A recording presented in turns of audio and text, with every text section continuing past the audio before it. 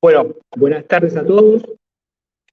En nombre de la Comisión Nacional Salvemos el Tren, queremos agradecerles su presencia en este conversatorio que tiene como tema principal la recuperación de la hidrovía y la recuperación de los ferrocarriles.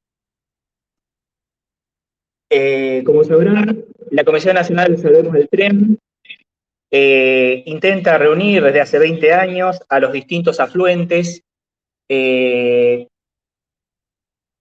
esa gran corriente de los que nos preocupa, de los que intentamos recuperar y reconstruir el sistema ferroviario nacional. Dentro de esos sectores siempre aparece la pregunta de cómo sería esa reconstrucción, cuáles son los caminos que tenemos que seguir para lograrla, y esos interrogantes tienen muchas formas. Se condensan muchas veces cuando aparecen preguntas como los usuarios, por ejemplo, ¿podremos volver alguna vez a viajar seguros con los trenes en manos de empresas concesionarias que solo les interesa el lucro? ¿O los pueblos y ciudades del interior tendrán alguna vez de nuevo el ferrocarril que los conecte con el resto de la Argentina? Eh, ¿O en el caso de, podremos recuperar el transporte de carga como palanca para el desarrollo nacional? Bueno, a los usuarios del transporte de pasajeros urbano, la respuesta nos la dio desgraciadamente aquel 22 de febrero del 2012, cuando, cuando ese tren, cuando el modelo de concesiones se estrelló contra el andén en la estación de Once, llevándose la vida de 51 pasajeros. Eh, a partir de ese momento se abre una gran lucha donde fuimos logrando, pero con mucha pelea, que el gobierno le quite la concesión, primero a TVA y luego fuera recuperando el control de las líneas de pasajeros urbanas. Ahora aparece, hoy o anteayer, o ayer o anteayer, apareció la noticia de que también vamos a recuperar para el Estado el, el control, o sea, se van a caer las concesiones de Metrovías, Exurquiza y Belgrano Norte. Bueno, bienvenidos. Pero sigue habiendo un gran faltante, que es la recuperación del transporte de carga. En el, y si no se recupera el transporte de carga, la vuelta del tren a esas ciudades abandonadas, a esos pueblos a los cuales ya no llega el ferrocarril, no es más que una ilusión, una fantasía. Entonces, como ahora en el 2021 se vencen las concesiones tanto de la hidrovía, de la mal llamada hidrovía, que es el control de la cuenca del Plata, como empiezan a vencer las concesiones ferroviarias del transporte de carga, nos pareció necesario, nos pareció imprescindible ampliar este debate. Por eso es que hemos invitado a Luciano Orellano, que ha presentado un libro que se llama La Argentina se desangra por las barrancas del Paraná, que pone foco y analiza en profundidad los mecanismos del saqueo y las formas del saqueo que hace que en nuestra patria se produzcan cada vez más alimentos, cada vez más riqueza y tengamos un pueblo cada vez más pobre. Porque entendemos que eso está en ese modelo, es el que está en la base o es el que genera o ha tenido como forma, como ha tenido como necesidad para establecer ese modelo, el que nos despojen de nuestros ferrocarriles y del control del río Paraná. Entonces, eh, es por eso que hemos invitado a Luciano Orellano, autor de este libro, y vamos a primero iniciar con un video que presenta, como que le da contexto a lo que está analizado y desarrollado en el libro, nos cuenta un poco de qué va, y luego Luciano, que es además es integrante del Foro por la Recuperación del Río Paraná, se va a explayar sobre este tema. Así que bueno, si podemos, pasemos ya al video. Buenas noches a todos y a todas. Sepan disculpar estas desprolijidades que, bueno, en estos tiempos suelen ocurrir y, bueno, acostumbrándonos a esta nueva normalidad que nos espera, que se nos presenta, ¿no? En esta incorporación de tecnologías. Bueno, ¿no? Vamos a continuar con ya ahí les explicó Charlie, les explicó el contexto en el cual, o sea, y bueno, y apuntar hacia una idea de recuperar la soberanía, en materia de vías navegables, en materia ferroviaria. Como acá lo van a ver hoy. Bueno, vamos a presentar a Luciano, que es además de autor del libro, es integrante del Foro por la Recuperación del Paraná. Vamos a pasarle la palabra. Como ya saben, es autor del libro Argentina sangra por las barrancas del río Paraná. Lo presentamos, así que bueno, tiene la palabra Luciano Orellano. Buenas noches, ¿qué tal? Muchísimas gracias, compañero, por esta invitación. No sé si se escucha bien. ¿Se escucha bien? Perfecto. Bueno, vamos a decir algunas palabras y vamos a salir adelante. Salimos adelante, siempre. A ver, contarle un poquito de qué se trata el libro y poder entrar un poquito en esta invitación. Voy a hacer una cosa bastante descriptiva antes de plantear la cuestión de que la Argentina, de ir a la cuestión de la hidrovía o lo que se llama hidrovía, sino que es la Cuenca del Plata, esa unidad hídrica de carácter estratégico que tiene 3.442 kilómetros, que llega hasta el corazón de América del Sur y que los argentinos estamos frente a una oportunidad después de 25 años que está en manos de una empresa belga, ¿no es cierto?, la Jan de Null, y asociada a otro grupo, EMEPA, un grupo mafioso, de paso hay que decirlo, con serios casos de corrupción, etcétera. Yo simplemente mencionarle algunas cuestiones, antes de hablar de llegar a este tema de la Cuenca del Plata, yo quiero plantear algunas cosas. ¿Nosotros qué decimos? La Argentina sangra por las barrancas del río Paraná. ¿Esto qué es lo que tiene que ver? Es como una interpelación al pueblo argentino, a los argentinos, digamos así, de un modelo que no va para más. Digamos, nunca se produjo tanto trigo, tanto maíz, tanta carne, tanta leche, si fluyen por un lado los manantiales de la riqueza y por otro lado la pobreza estructural que es preexistente, pero que en los últimos 40 años, digamos así, estamos en una Argentina profundamente injusta que no nos pertenece y que entiendo que nos han robado. Yo simplemente quería decir que tirar algunos datos, unas pinceladas, ¿no es cierto?, que tienen que ver con el cambio de carácter estructural, digamos así, antes de que esté el río, los puertos o el comercio o la marina mercante, está qué producimos. Y acá viene un tema que es la matriz productiva de América del Sur y el cambio estructural que se ha producido, ¿no es cierto?, que tiene que ver con esta unidad productiva a la cual nosotros le llamamos la Cuenca del Plata.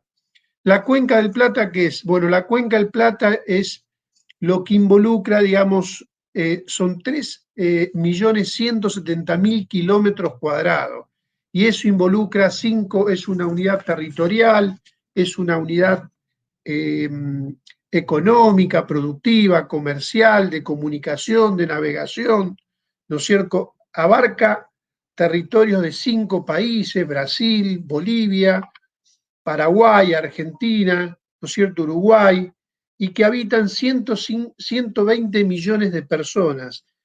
Ese, ¿no es cierto?, con el peso demográfico que tiene, es un territorio, esa unidad, digamos así, ahí se encuentran, bueno, los acuíferos guaraní.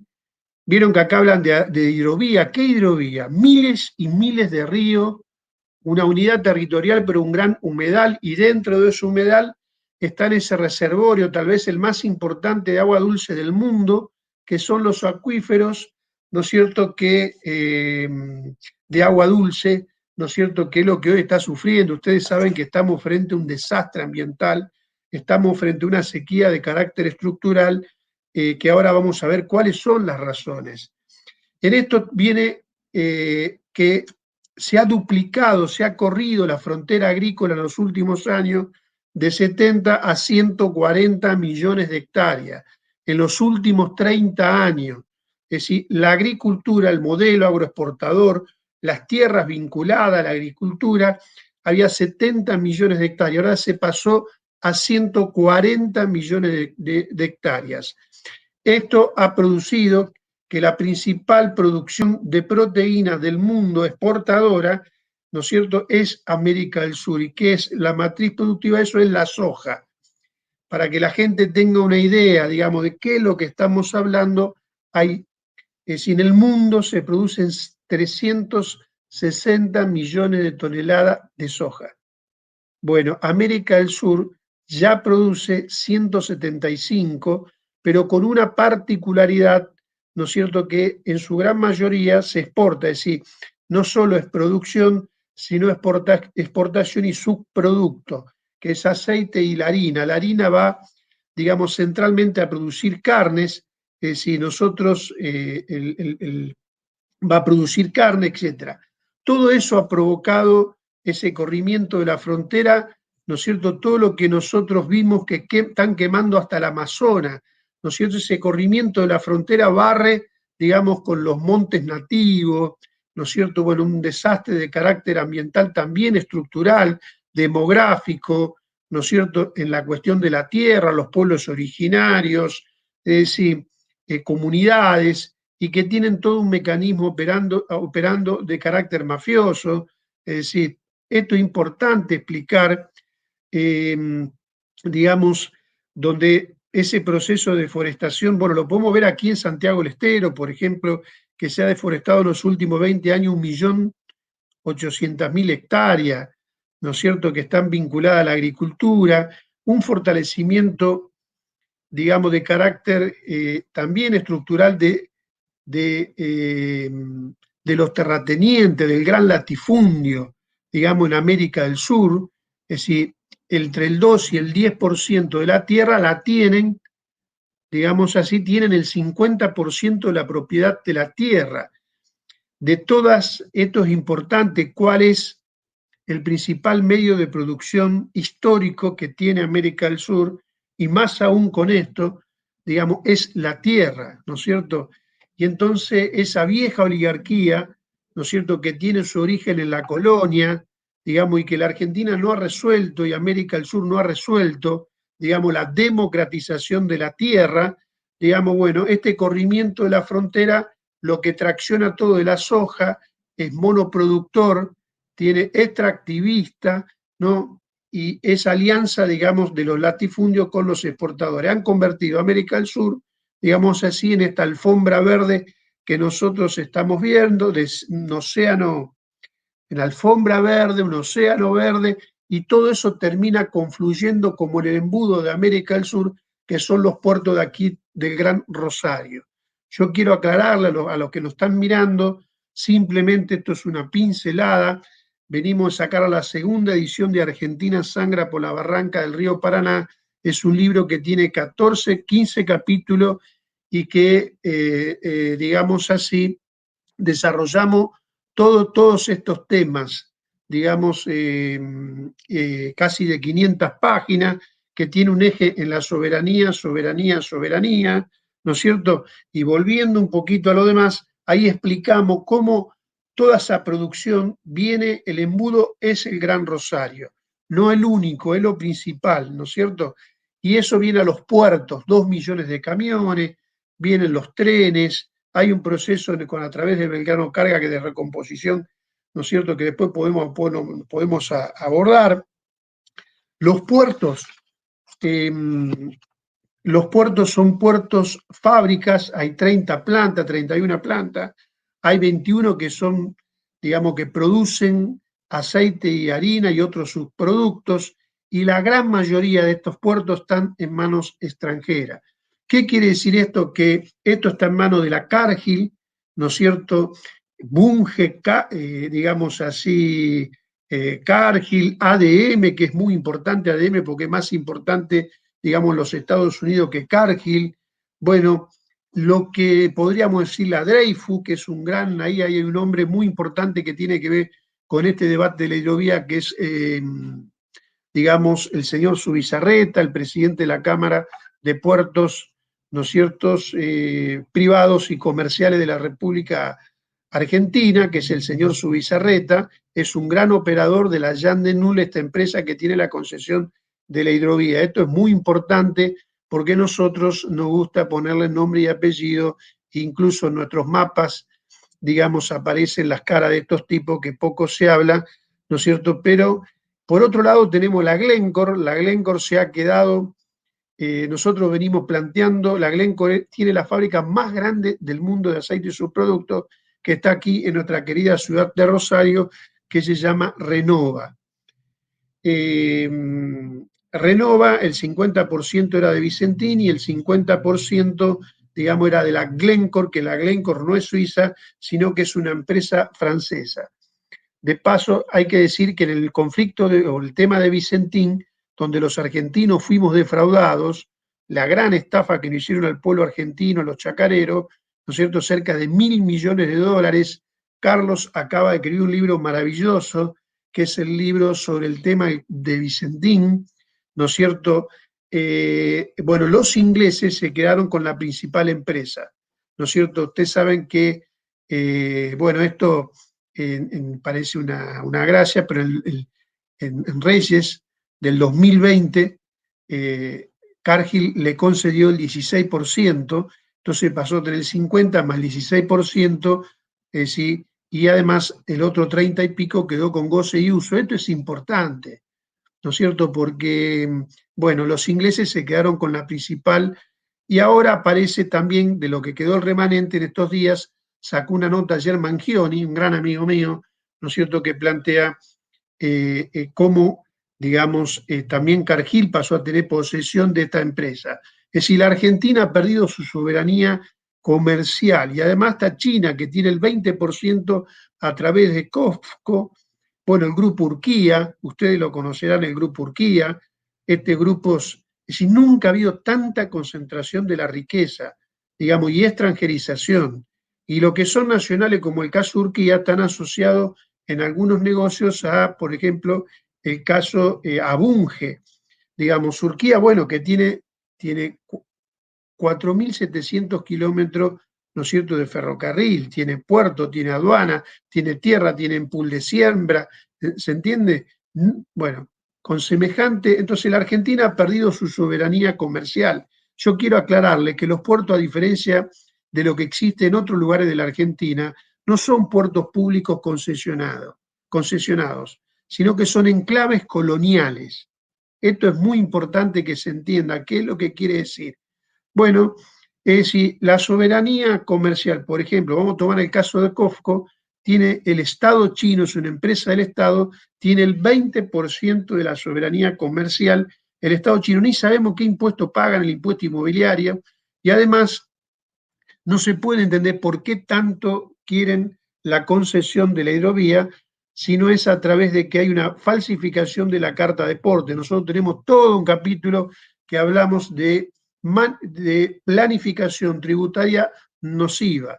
Para que la gente entienda, estas empresas son como enclaves coloniales y que donde hay 1/3 de la cosecha que se va en negro, que eso tiene contrabando con el Paraguay, son capital intensivo financiero, actúan a través de paraísos fiscales. ¿Qué son los paraísos fiscales? Y bueno, son grandes guaridas, instrumentos legales para la ilegalidad, donde enjuagan todo su patrimonio, sus balances y por lo tanto no terminan pagando impuestos a la ganancia. Es decir, además, digamos, hay autodeclaraciones juradas, no hay ningún tipo de control. Además, esto está unido a otro problema en los territorios donde se falsifica la carta de porte, es decir, cuando va el cereal del campo al camión y del camión al puerto, y el último filtro es la Jean de Null, ¿no es cierto? Y el remate de esto vendría a ser lo que pasa con el puerto de Montevideo, que los 5.000 buques que entran a la cuenca del Plata, digamos, tienen como única salida el puerto de Montevideo.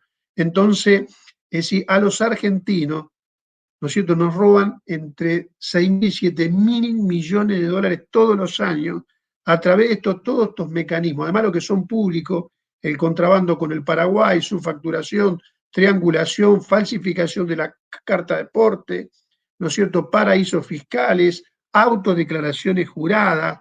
Bueno, la Argentina, digamos, esto duele hasta los huesos, ¿no es cierto? Nosotros, entonces, por eso quieren que la Argentina no tenga el control del comercio y acá se deriva otro problema que es lo que venimos planteando, de que el comercio exterior, no tener soberanía, ¿no? No son no tener soberanía sobre el comercio, se deriva otro problema que es la soberanía monetaria.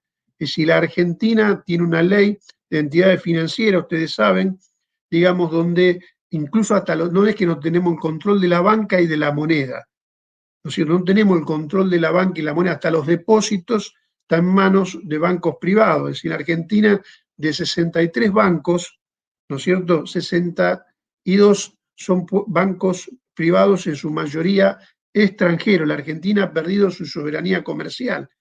Por eso, una de las cosas más maravillosas que tenemos en nuestro trabajo, que nosotros tomamos lo mejor del peronismo, ¿no es cierto?, en el primer gobierno de Perón, donde Perón tomó la medida de nacionalización del comercio exterior, decidió a quién venderle, cómo cobrarlo, es decir, ejerció la soberanía sobre la riqueza. No hay posibilidad de felicidad del pueblo argentino si no controla su soberanía, ¿no es cierto?, sobre la riqueza y en este caso sobre el comercio exterior. Y después tomó otra medida que fue la medida del control, digamos así, de la banca. Y con eso controló el crédito y tomó la soberanía sobre los datos. Acá hay un tema que todas las estadísticas y los datos que ustedes encuentran muchos en el ANSES, digamos, esos datos son datos que si la Argentina no tiene soberanía sobre los datos, lo mismo pasa en el río, porque en el río los datos son, por ejemplo, el último informe que yo por lo menos tengo, el 2017, que nos da la Jean de Null. Sobre los datos de las cosechas es lo que nos da la Bolsa de Comercio o lo que dicen las exportadoras, declaran ante la FIT o la aduana, que habría que preguntarse qué pasa con la aduana, porque nosotros reivindicamos que el Estado argentino tiene que recuperar esa soberanía, pero hay que denunciar, más vale que tenemos que cambiar, ¿no es cierto?, la función del Estado, por eso tomamos lo mejor de nuestra experiencia, ¿no es cierto? Primero, separar la paja del trigo. Nosotros, soberanía sobre nuestra riqueza como condición para la felicidad. Y después viene cómo tiene que ser ese Estado para que no pase lo que pasa hoy. Es un colador el Paraná, pero es un colador no solo de los cereales, el contrabando y todo lo que mencioné anteriormente, sino además, todo lo que usted sabe que se batieron todos los récords, ¿no es cierto? Encontraron en la policía alemana 16 toneladas de narcotráfico, acá está el tema. Además hay otros temas, ¿no es cierto? Además, bueno, entonces, un poco nosotros lo que estamos planteando es conocer para defender. De espalda a los argentinos nuestra riqueza, no puede haber felicidad. Y yo creo que estamos frente a una oportunidad, ¿no es cierto?, de que estamos frente a una oportunidad, ¿no es cierto?, de recuperar lo que hemos perdido. Entonces, por eso tanto interés en la cuestión del Paraná. Yo quiero decir que esta cuenca solo es comparable, vamos a ir un poquito a la cuenca y le vamos a pasar un poco la palabra a los compañeros y quedamos en las preguntas. La cuenca del río Paraná o la cuenca del Plata, ¿no es cierto?, es autopista de 4.442 kilómetros. Bueno, esa autopista es una de las autopistas que llega al corazón de América del Sur, que entran estos 5.000 buques que yo les mencionaba, ¿no es cierto?, que circula el 85% de toda la producción ¿no es cierto?, granaria argentina, que 2.635 de esos buques llegan aquí a la ciudad de Rosario. Bueno, eso, digamos, ni los barcos, digamos, esto es solo comparable, podemos decir, a los ríos más importantes del mundo, ¿no es cierto? Podemos compararlo con el Yangtze, con el Rin, con el Volga, ¿se entiende? Pero que tiene cualidades únicas el Paraná. El Paraná es un río de agua dulce, es un río que se lo puede navegar los 365 días del año. Bueno, y la Argentina no es que solo nosotros queremos recuperar el Paraná.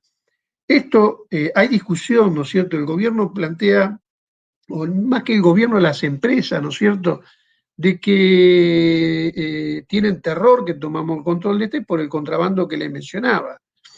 Esto es comparable solo al río Mississippi, ¿se entiende? Ahora, ¿quién tiene el control del río Mississippi? Y el control del río Mississippi lo tiene la Marina, es un tema de Estado. Primero es un tema de defensa, ¿no es cierto? Primero es un tema de defensa. Esto hago una llave y digo, desde los vikingos para acá, ¿no es cierto?, la libre navegación de los ríos interiores, ¿no?, ha sido una reivindicación de todos los imperios que nos quisieron conquistar.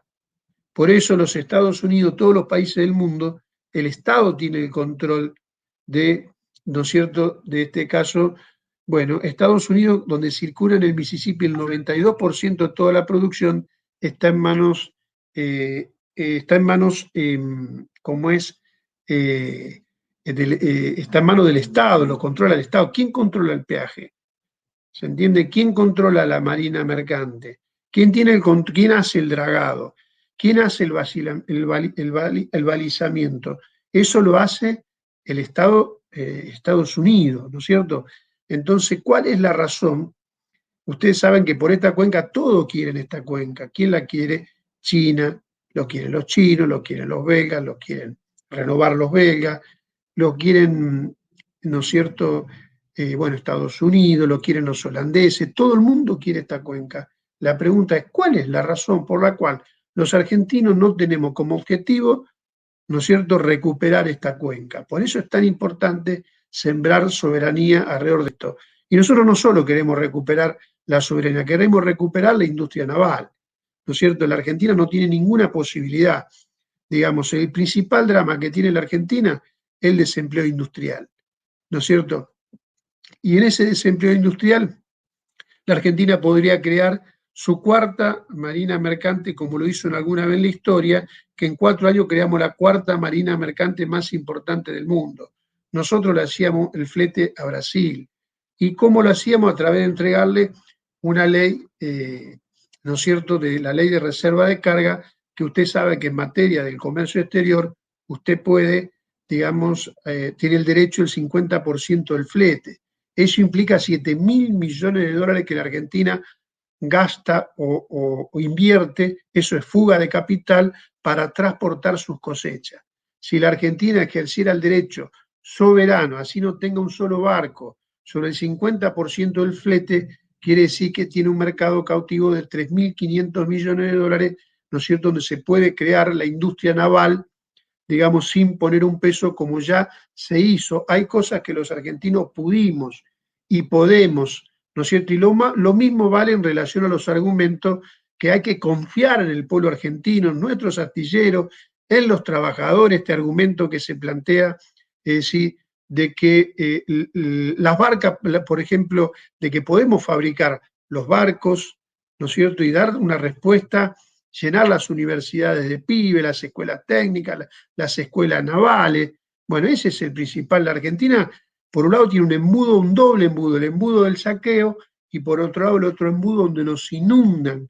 Acá tenemos la ciudad de Rosario, yo quiero decir, abarrotado los puertos, el puerto de Rosario, con durmiente que viene de China, durmientes, es decir, tenemos vagones, traemos los durmientes, traemos los vagones, traemos los rieles, bueno, y eso importamos desigualdad, sufrimiento, ¿se entiende? Es decir, bueno, la Argentina sí no podemos salir, que ha habido crecimiento, desarrollo, innovación, sí, pero eso es un beneficio de un grupo extranjero, digamos, que es lo que reina soberano en América del Sur.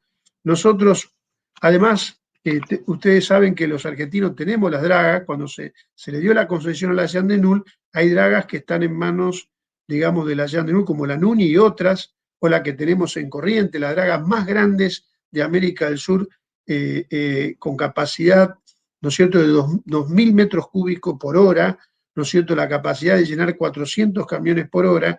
Esa es la 401 y 402 que nosotros hemos presentado un proyecto, ¿no es cierto?, al gobierno del Chaco para que haga uso de las dragas argentinas, mano de obra argentina. Es decir, bueno, yo lo último que quiero decir, creo que los argentinos estamos frente a esta oportunidad y que por suerte se ha abierto una brecha.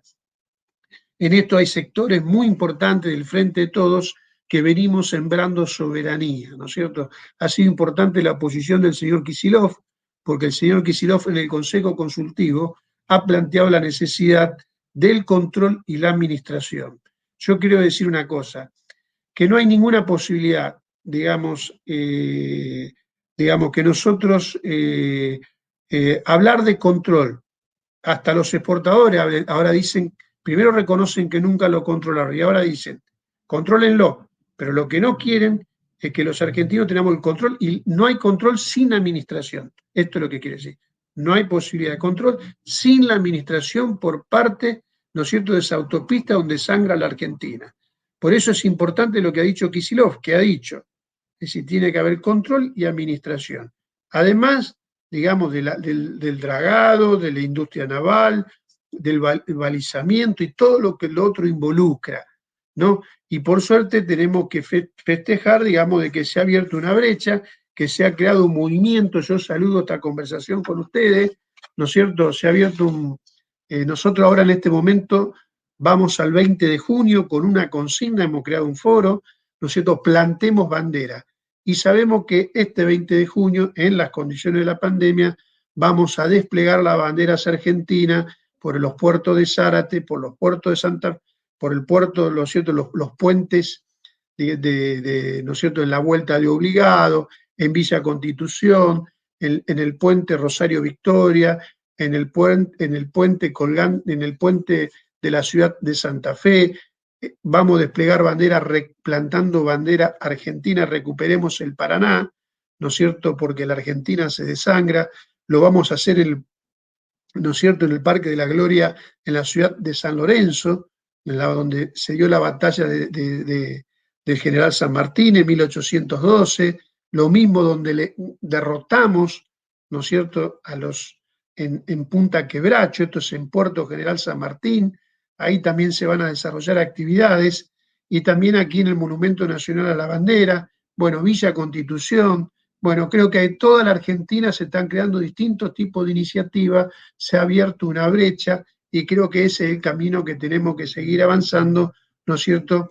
Y decirles, ¿no es cierto?, que acá hubo una vuelta obligada, hubo una Punta Quebracho, ¿no es cierto?, y que donde Lucio Mansilla, nuestros paisanos, los gauchos y los indios, derramaron con su sangre, ¿no es cierto?, para que no sangre la Argentina por la barranca del río Paraná, ¿no es cierto? Nosotros con ese espíritu y con los sueños de Belgrano de tener el país en la cabeza, ¿no es cierto?, por eso nosotros decimos esto de conocer para defender, siempre con Carlos, ¿no es cierto?, conocer, defender para amar, amar para liberar, ¿no es cierto?, para que en el trono de la vida cotidiana esté la noble igualdad. Y también tenemos una consigna, que han convertido, digamos, a la Cuenca del Plata en la Potosí del siglo XXI, con esta matriz productiva que yo le planteaba, ¿no es cierto?, donde lejos de sembrar igualdad, deja desigualdad. Y por eso nosotros decimos que la Cuenca del Plata es como la cordillera de los Andes. Bueno, nosotros tenemos que atrevernos a liberarla, ¿no es cierto? Así que bueno, con estos sueños, con estos objetivos, queremos sumar, ¿no es cierto?, a sembrar soberanía. Y estamos infinitamente convencidos que no hay ninguna posibilidad de que haya felicidad del pueblo argentino, ¿no es cierto?, sin, digamos, soberanía sobre sus riquezas, poseer la riqueza, ¿no es cierto?, poseerla, controlarla, administrarla, organizarla, planificarla para la felicidad del pueblo argentino, y con esos sueños estamos aquí, y muchísimas gracias por la invitación.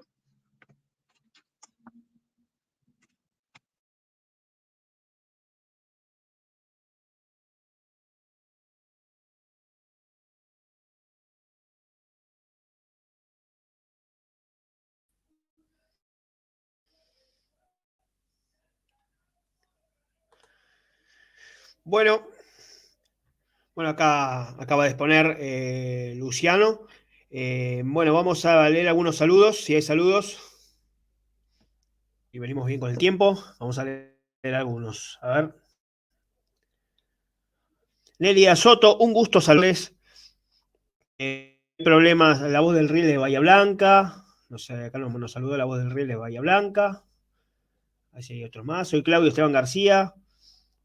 De Mesa de Enlace Ferroviario. Un saludo, Claudio. Saludo a recién la voz del Riel. Gabriela Malicio, buenas tardes. Hay otros saludos más. A ver si hay más saludos. Buenas tardes, Mercedes Meyer. Buenas tardes, acompañamos desde Santa Fe. Tenemos algunos saludos más. Parece que van llegando. Chapita, Chapón. Saludos, Rosendo. Saludos para el ingeniero Rosendo. A ver si hay algún saludo más. Liliana Soto, buenas noches.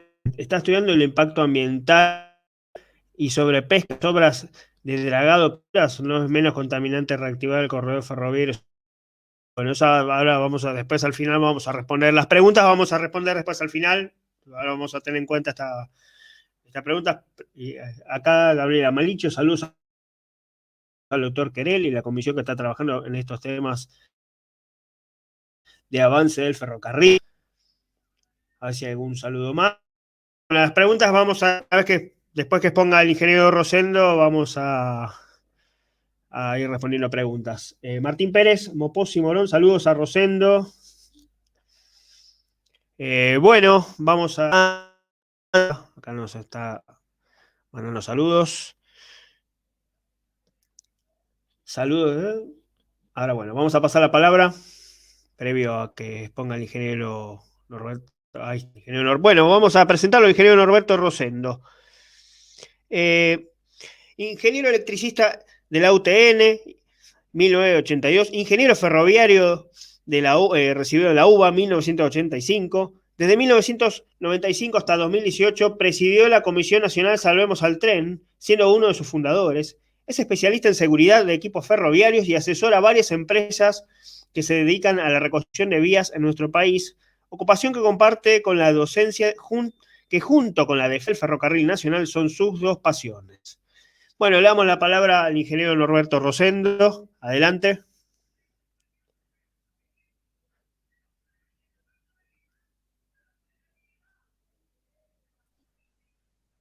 A No se ver, escucha. ahora A sí, ver. Ahora sí. ahí me están escuchando. Recién tenía el micrófono apagado. Bueno, ahora sí, ¿no? Bueno, ante todo, buenas tardes. Muchas gracias por la invitación. Y bueno, ustedes me pidieron que hablara sobre el tema de las privatizaciones y que explicara por qué tienen que terminar. Bueno, yo antes de la charla les voy a contar que este es un tema que a mí me causa mucha bronca. Y más que bronca me causa dolor e impotencia por las cosas que les voy a contar a continuación.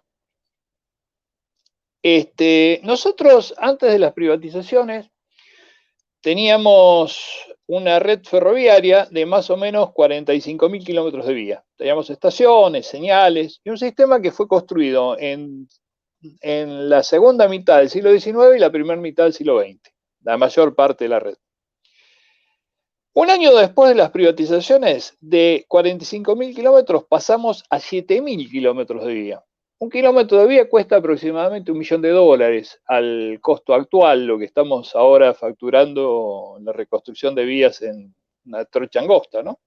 Así que para hacer una cuenta redonda, podríamos decir que nos costó, esa pérdida nos costó $1.000.000 por kilómetro. Quiere decir que la privatización en los 2 primeros años nos costó $38.000 millones. Una pequeña cifra. Si a ese valor le agregamos la pérdida por desmantelamiento de los talleres Los Naranjos, La Plata, Rosario, Pérez, Junín, Justo Darac, entre otros, este número, la pérdida, digamos, trepa a más o menos $40.000 millones. Para tener una idea un poquito más, bueno, la pérdida del capital humano, teníamos 100.000 personas, teníamos gente muy especializada, muy entrenada, y todo eso se perdió en gran parte. Pero para tener una idea así global, para que nosotros saber dónde estamos parados, es en 1985, antes de las privatizaciones, Ferrocarriles Argentinos podía poner a cabeza de tren unas 1000 locomotoras. Realmente más de 1000 locomotoras, eran casi 1300 locomotoras que podía poner a cabeza de tren, pero tomemos 1000. 2 años después de las privatizaciones, solamente se podían poner a cabeza de tren 300 locomotoras. Y así que vemos, en esos 2 años perdimos 700. Luego pasó con los coches, con los vagones. Al abandonarse las reparaciones sistemáticas, todas estas unidades fueron bajando de número. Es decir, teníamos casi 2000 vagones de pasajeros y llegamos en un momento a tener menos de 300 caminando. El Belgrano poseía 10.000 vagones, más de 10.000 vagones, en perfecto estado de funcionamiento cuando se lo pasó al privado. Cuando el Belgrano vuelve al Estado, no llegaba a tener 1000 vagones caminando. Estaban los otros, que estaban todos rotos, tirados por ahí. El abandono de las obras de arte y estaciones suma otro tanto a la cuenta y nosotros podríamos decir que estaríamos en 42.000 millones de dólares en este momento. Es decir, solamente la pérdida material. Es decir, estamos hablando de vagones, estamos hablando de locomotoras, estamos hablando de vía que se abandonó, se depredó, gran parte se la llevaron los cirujas, otro simplemente se la taparon los árboles y los yuchos. Y que para volver a caminar con los trenes hay que reconstruirla. Por lo tanto, tenemos que gastar en el orden de $1 millón por kilómetro para reconstruirla, que es lo que estamos haciendo ahora. Si nosotros estimamos que Ferrocarriles Argentinos producía un beneficio público de $600 millones por año de beneficio público y gastaba contablemente $300 millones, nos quedaban todos los años $300 millones que quedaban del lado del Estado, ¿no es cierto? En 20 años que duraron las privatizaciones, ahí estamos hablando de $6.000 millones. Es decir, si nosotros sumamos todos estos números, la concesión o la privatización, como quieran llamarla, de nuestro sistema ferroviario, nos costó, es decir, para nuestro país tuvimos una pérdida neta de $48.000 millones. 48.000 millones de dólares. Pero hagamos algunas comparaciones para saber de qué estamos hablando. Porque uno cuando habla de cifras muy grandes, por ahí se pierde, ¿no? Bueno, decíamos que la pérdida patrimonial provocada por las concesiones fue $48.000 millones de dólares. La deuda externa, al fin de la dictadura, es decir, cuando logramos rajar a los milicos, la deuda externa era de 45.000 millones. 45.000 millones. Lo que perdimos en ferrocarriles era más. Y si nosotros lo comparamos con la deuda que produjo el gobierno de Macri, que si nosotros la evaluamos a la moneda del año 2000, más o menos son $100 millones, quiere decir que la pérdida del ferrocarril fue más o menos equivalió a la mitad de la deuda que nos provocó el gobierno de Macri. Es decir, en ese número, siempre corrigiendo el valor de los dólares al año 2000. Es decir, solamente la concesión de nuestros ferrocarriles provocó una pérdida patrimonial comparable a la deuda externa al fin de la dictadura. La privatización de YPF, la de Aerolíneas Argentinas, las de Gas del Estado, Agua y Energía, etcétera, y los cientos de otras empresas que estaban en manos del Estado provocó pérdidas semejantes con distintas magnitudes de acuerdo al tamaño de la empresa, pero eran pérdidas semejantes. Bueno, de allí a explicar porque hoy tenemos que de cada 2 argentinos, uno es pobre, y de cada 3 chicos menores de 20 años, 2 son pobres, hay un solo, único y pequeño paso. Más allá de lo que explicó mi anterior, la persona que me precedió en la palabra, que es junto con esta liquidación de las empresas del Estado, una terrible concentración de la riqueza debido al cambio del paradigma de la producción agropecuaria. Es decir, nosotros pasamos de una producción agrícola a una producción extendida y prácticamente sin mano de obra, que provoca otro fenómeno que es el vaciamiento del interior y el traslado de las personas que vivían en el interior hacia las grandes urbes, hacia los grandes conurbanos. Es decir, el desierto verde, como le dicen algunos estudiosos del tema. Bien, Pero esto no es todo. Si bien el proceso de enajenación de nuestros ferrocarriles a partir de la tragedia de Once se empezó a revertir parcialmente. ¿Por qué parcialmente? Digo, porque nosotros hemos empezado a reconstruir el ferrocarril, todavía no tenemos un proyecto de país. Es decir, yo, si quiero un ferrocarril, ¿para qué lo quiero? Es decir, hoy por hoy, nuestro ferrocarril, gran parte de la reconstrucción de nuestro ferrocarril está para ese proyecto agroexportador que hablaba la persona que me precedió en la palabra. Estamos enfocados hacia eso. No está del todo mal, porque nosotros, ¿qué hacemos? Como país producimos grano. Así y lo tenemos que producir bien, lo tenemos que sacar en forma lo más eficiente posible. Si después, en el proceso hay ¿cómo diría? Un proceso ilegal, como es la evasión fiscal y todas esas cosas, es otro tema. Nosotros, el ferrocarril nos sirve para ser eficiente en lo que hacemos. Después, tendrá que funcionar la aduana para evitar el tema de las evasiones. Pero hoy por hoy, el ferrocarril que estamos reconstruyendo sirve a ese proyecto agroexportador, que después podemos ampliar un poquito más si nos sirve como país. Es decir, nos está faltando, todavía no lo hemos hecho, un proyecto de país. Es decir, ¿qué país queremos? ¿Hacia dónde vamos? ¿Queremos un país industrial? ¿Queremos un país agrícola ganadero con un gran desierto verde y muy poca gente? Es decir, el proyecto... Es decir, acá hay dos proyectos, ¿no es cierto? Ahí está el proyecto que tiene de alguna manera el proyecto histórico del peronismo, que es un país industrial, con un corte industrialista que nos permita vivir a todos, o el proyecto que pretendió imponer la dictadura, el proyecto que pretendió imponer el gobierno que acaba de terminar, o que terminó hace un año y pico, que es el proyecto agroexportador, que es un proyecto para 10 millones de personas. Por eso en ese proyecto nos sobra tanta gente y tenemos tantos pobres. Bueno, pero volviendo al tema de los ferrocarriles, ¿no es cierto? Hoy quedan en el país solamente 5 empresas privadas en el ámbito de nuestro ferrocarril, que son Ferroexpreso Pampeano, Ferrosur, NSA, Belgrano Norte y Metrovías. Ferroexpreso es del grupo Techín, Ferrosur es el grupo Camargo Correa, es de origen brasilero, NSA es del grupo de aceitera General Dehesa, es de la familia Urquía, el Belgrano Norte es del grupo EMEPA, cuyo dueño es Romero, que también es uno de los testaferros de la uno de los responsables de la hidrovía, y Metrovías, por último, que es manejado por el grupo Rogio. Cada uno de estos grupos económicos siguen infringiéndonos por acción u omisión gravísimos daños a la economía de todos los argentinos. Repasaremos los daños en una breve enumeración de alguna de esta gente. Por ejemplo, Ferrosur posee el control de la vía desde kilómetro 5 en Avellaneda hasta Zapala, allá cerca de Bariloche. Y todo el este de la provincia de Buenos Aires, excepto la vía de Mar del Plata. Hoy, por un capricho entre Ferrosur y la autoridad del puerto de Quequén, a este puerto no llega tráfico ferroviario, a pesar de que es un puerto de aguas profundas, y es uno de los únicos puertos de agua profunda que posee nuestro país, que lo construimos con plata de todos los argentinos, ¿no?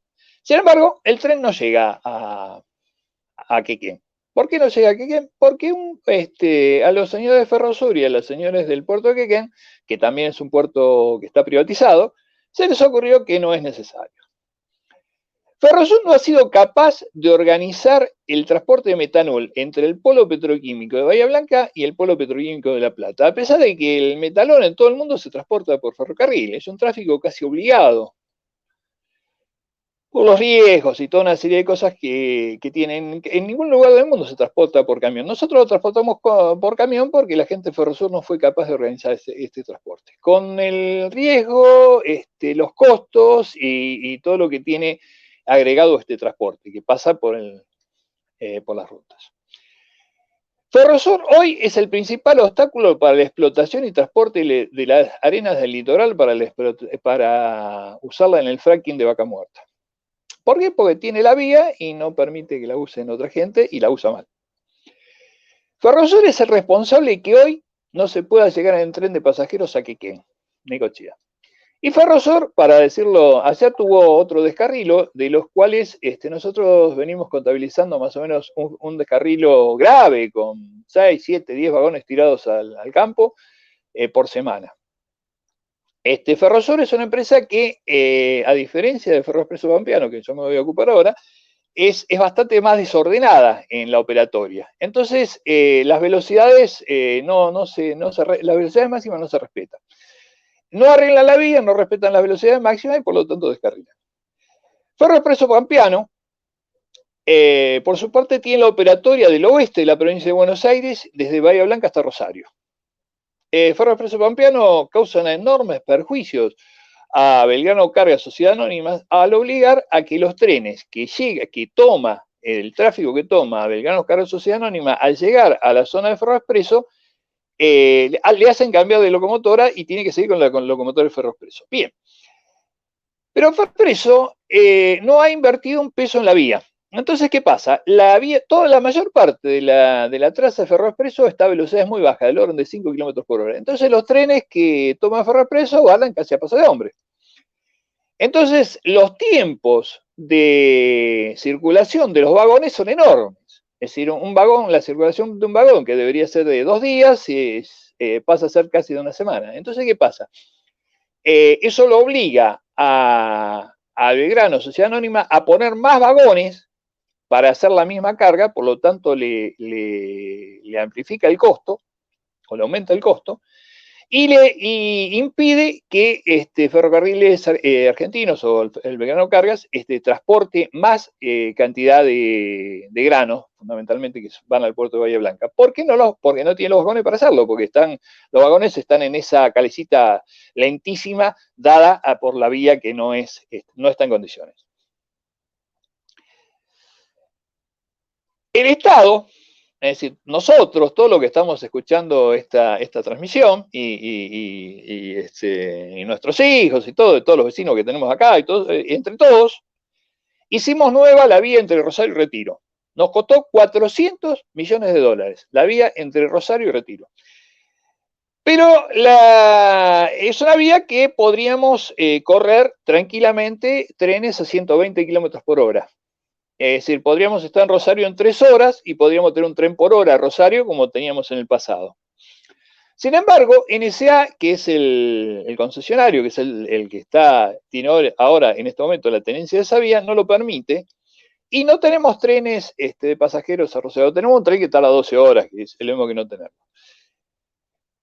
Tampoco NSA toma carga ni toma pasajeros entre Rosario y Retiro, o entre Rosario y la capital. Entonces,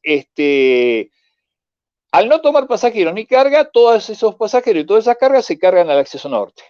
Es decir, el costo de los tráficos de pasajeros y de cargas entre Retiro y Rosario tiene un costo 10 veces más alto debido a que NSA no lo hace, no lo transporta, a pesar de que la vía la hicimos entre todos. Nosotros podríamos estar hasta mañana a la mañana hablando de los perjuicios que causan las empresas privatizadas, pero creo que no vale la pena hacerlo. Yo creo que con estos podemos hablar de cientos de casos como estos que yo he mencionado. Y yo creo que tenemos que hablar ahora del problema que nos ocupa, que es la hidrovía y el ferrocarril Urquiza. Yo no voy a hablar acá del contrabando que se comete sistemáticamente en la hidrovía, porque eso la persona que me antecedió en la palabra conoce mucho mejor del tema, lo ha explicado bastante bien. Pero sí, yo voy a hablar del desastre ecológico que está haciendo hoy la empresa Jan de Null y que nos muestra, tienen el tupé de sacar información en los diarios diciéndole que le están haciendo un favor a todos los argentinos. Son realmente unos caraduras. El sistema ferroviario que integra el Urquiza es un sistema ferroviario es un sistema ferroviario que une 3 países. Es decir, en la buena época yo podía salir de Asunción, en Paraguay, llegar hasta Buenos Aires o desviarme a mitad de camino, cruzaba por arriba de Salto Grande y podía llegar hasta Montevideo. Es decir, la red del ferrocarril Urquiza, que es una red de trocha internacional, une a los 3 países.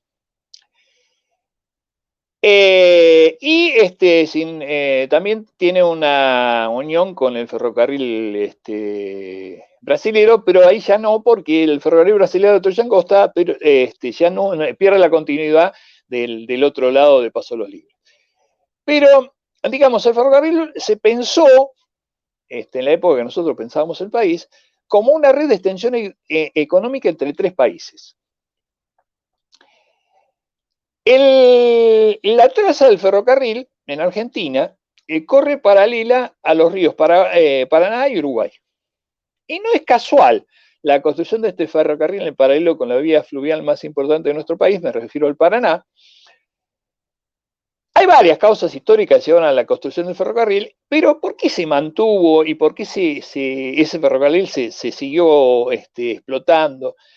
Porque quienes conocemos el río, sabemos que el río Paraná es imprevisible en su caudal, es decir, no es que es imprevisible, hay veces que está 3 metros más arriba y hay veces que está 3 metros más abajo.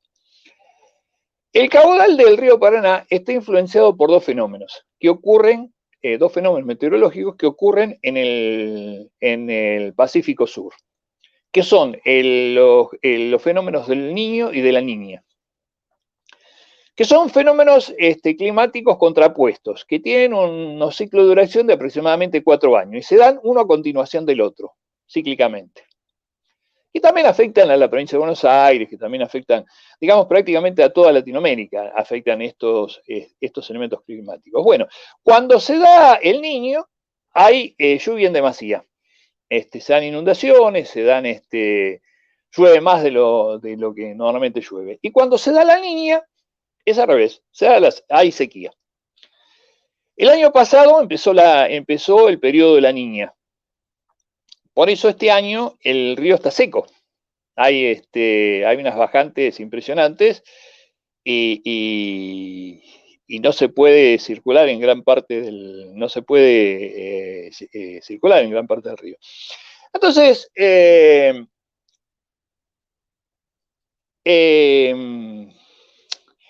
a partir de la creación de la hidrovía, el río Paraná se profundizó, la cuenca, y se permitió que los grandes buques, los buques de banderas transnacionales, entren a los puertos de Rosario y casi pueden llegar hasta Corrientes, hasta Goya. Lo que históricamente fue una vía fluvial para barcazas se convirtió en un corredor fluvial de primera magnitud cuando el río tenía agua suficiente. Cuando el río está alto, esos barcos viajan sin ningún tipo de problema. En la provincia de Buenos Aires, que nosotros de río y de inundaciones sabemos bastante, hemos dragado y seguimos dragando, y lo vamos a seguir dragando, el salado. ¿Por qué dragamos el salado? Para evitar las inundaciones catastróficas que nos tiene acostumbrado ese río. Bueno, la gente de Yandenul está haciendo lo mismo en el litoral. Pero ¿qué pasa? Mientras que en la provincia de Buenos Aires nos sobra el agua, en el litoral nos amenaza la sequía. Si seguimos con esta irracional política, esto es lo que preguntaba Liliana, ¿no es cierto?, con respecto al dragado, ¿no? Si nosotros seguimos con esta irracional política, es decir, a mayor profundidad de dragado, mayor es la cantidad de agua que va a fluir, que se va a ir hacia el mar. ¿Sabe cómo está haciendo Yandenul? Yandenul lo que está haciendo es defendiendo las últimas monedas del negocio de la hidrovía. Por eso está dragando desesperadamente para que los barcos puedan entrar. Le importa 3 cuernos lo que nos pase a los argentinos. Ahora, ¿qué pasa? Si seguimos con esa política, nosotros vamos a desecar toda la cuenca y vamos a desecar fundamentalmente lo que vamos a sacar, nos vamos a traer el agua de Liberá. Es decir, los esteros de Liberá, junto con el agua subterránea que tenemos ahí en la zona de Entre Ríos, es uno de los depósitos de agua dulce más grandes del mundo. Es comparable, hay no más de 2 o 3, es decir, los grandes lagos en Estados Unidos, el lago Baikal en Rusia y nuestros esteros, lo de Liberá. Esos son el tamaño del reservorio de agua. Y bueno, nosotros alegremente lo estamos desecando, porque ¿qué? Estamos profundizando la cuenca del Paraná para que el agua corre y se vaya para el mar. Ya el DNU nos dice que nos está haciendo un favor. Flaco favor nos está haciendo, convirtiendo a desecar nuestra Mesopotamia. Hoy tenemos la oportunidad de sacar a patadas a Yaldenur. No hay que desperdiciarla. Hoy debemos reconstruir a toda velocidad el Urquiza, porque el año que viene para sacar la cosecha, ya sea por los puertos de más abajo del Paraná o directamente por el puerto, porque la vamos a tener que sacar con el Urquiza la cosecha, porque no la vamos a poder sacar en barco, porque el año que viene, la sequía que tenemos este año y el año que viene se va a profundizar, porque este es el primer año de la Niña y los fenómenos del cambio climático potencian tanto el fenómeno de la Niña como el fenómeno del Niño. Es decir, que vamos a tener más agua y vamos a tener menos agua en la época de sequía. Por lo tanto, nosotros debemos darnos una política del manejo de río absolutamente distinta a la que estamos teniendo ahora. Nosotros tenemos que volver, a mi entender, ¿no es cierto? A mi entender y al de muchos gente que ha estudiado el tema, tenemos que volver a tener en el río un sistema de transporte por barcazas, no por barcos internacionales. Y tienen que ser barcazas nacionales. Nosotros tenemos que copiar el modelo, como decía mi predecesor, el modelo de nuestro padre patrio, como le gustaría a alguno que sea, ¿no? Como hacen en el Mississippi. El Mississippi, que es un río de características similares a nuestro Paraná, no entra ningún barco que no tenga bandera norteamericana. Nosotros aquí, en nuestro río se comparte con 3 países. Nosotros no deberíamos dejar entrar a ningún barco que no tenga bandera o argentina, o paraguaya, o boliviana. De ninguna manera. Y volver al tráfico por barcazas, y por barcazas fabricadas acá en el país. Eso sería lo racional que nos permitiría mantener nuestro río y poder mantener la explotación agropecuaria, porque el otro tema que tenemos es que si nosotros desecamos la Mesopotamia, tampoco vamos a poder producir poder producir las cosechas que estamos produciendo, porque si no hay agua no hay cosecha. Pero bueno, lo que pasa es que hay gente que está muy apurada y quiere solamente ganar hoy. Es decir, a mí me interesa conservar las cosas y estar un poquito más, pensar un poquito más para adelante. Bueno, yendo al tema específico del Urquiza, hoy estamos hablando de un ferrocarril inconexo. ¿Qué significa un ferrocarril inconexo? Es un ferrocarril que son todos cachitos. Puentes como el Aguapey y miles de kilómetros de vías destruidas, gentileza del concesionario que abandonó la concesión, hacen que el transporte por ese ferrocarril sea una aventura difícil de afrontar, como nos mostraban los últimos viajes del gran capitán, que descarrilaba viaje por medio, a pesar de ir casi a paso de hombre. Hoy la principal carga de la Urquiza son palos que van a los puertos para las papeleras. Y algo de trigo, algo de cereal. Y los últimos 30 kilómetros de este ferrocarril en su entrada al puerto de Buenos Aires han sido depredados por los cirujas. Se lo abandonó y se fueron llevando los rieles de a pedazos. Se ha preservado la zona local, que se encuentra en mano de Metrovía. Han levantado el cruce que tenía el Urquiza con el San Martín, y hoy se ha perdido la conexión a la Mesopotamia entre el puerto de Buenos Aires y la Mesopotamia por el ferrocarril Urquiza. La playa de Chacarita hoy es una gran villa miseria, y el edificio principal de este ferrocarril, que estaba ahí al borde de la plaza de Chacarita, que era uno de los lugares más lujosos que tenía Ferrocarriles Argentinos en su momento. Hoy es una cooperativa que está ocupada una mutual de cartoneros, ¿no es cierto? Una mutual de cartoneros. El ferrocarril Urquiza, en sus más de 4.000 kilómetros de vía, debe ser reconstruido en forma urgente y debemos decidir si el futuro se hace en base a mutuales de cartoneros y corsodromos, como hemos convertido las estaciones, o decidimos volver a tener un país que nos albergue a todos. Pero para tener un país que nos albergue a todos, antes que nada hay que pensarlo. hay que pensar qué país queremos y cómo lo queremos y cómo lo vamos a hacer. Ese es el desafío que tenemos por delante. Y en ese desafío lo que tenemos que recuperar, antes que nada, es recuperar la soberanía. Pues si nosotros no tenemos soberanía, no controlamos lo que es nuestro, no tenemos no somos capaces de manejar ni nuestro comercio, ni nuestro ni las producciones que hacemos, y no somos capaces de controlar nuestros recursos para evitar que nos los depreden, como nos está depredando la empresa Yadenul, no tenemos futuro. No tenemos futuro ni como país, ni siquiera tenemos futuro como colonia productora de granos. ¿Por qué? Porque si nosotros seguimos explotando nuestros sistemas como lo estamos haciendo ahora, simplemente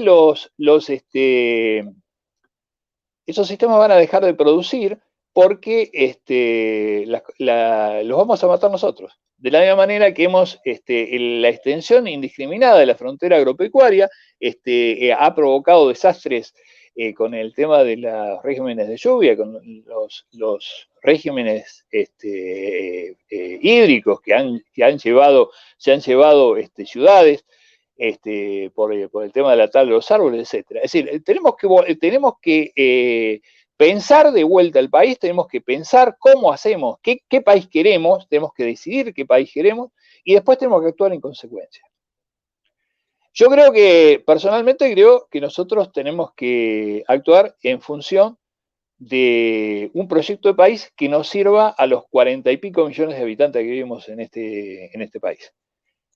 Que ese, evidentemente, es un proyecto agrícola industrial, no es un proyecto agrícola. Es decir, el gobierno que se fue pensaba que el proyecto era agrícola. Entonces, si un proyecto agrícola, acá sobramos 30 millones de personas.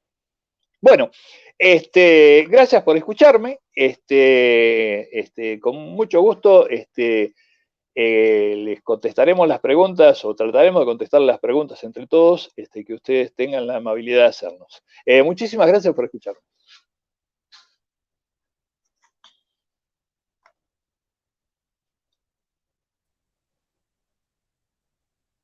Bueno, muchísimas gracias, Norberto. Excelente la ponencia, la charla, la disertación. Queremos de nuevo pedirle disculpas por los inconvenientes técnicos que tuvimos con el video más temprano. Luego de las preguntas de las contestaciones de los panelistas, vamos a intentar pasar de nuevo el video. Ahora esperamos que salga bien.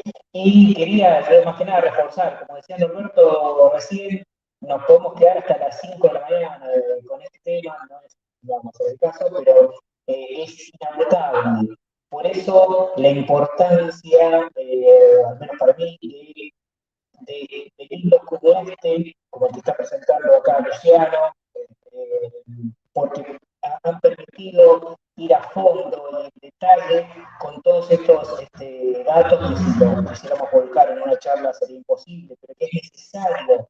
El esfuerzo popular, lo que queremos torcer el rumbo del desarrollo argentino, necesitamos esa documentación, esa información elaborada de manera sistemática y que nos permita decidir hacia dónde queremos que vaya nuestro país. Así que bueno, de nuevo gracias y ahora le dejo acá la palabra a Daniel que va a...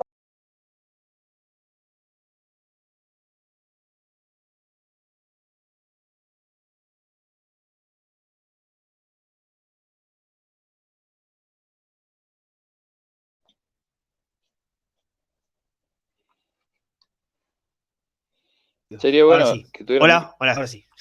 Ahora sí. Bueno, vamos a ir leyendo algunas preguntas, algunos comentarios. Acá, bueno, vamos a ver la voz de Riel.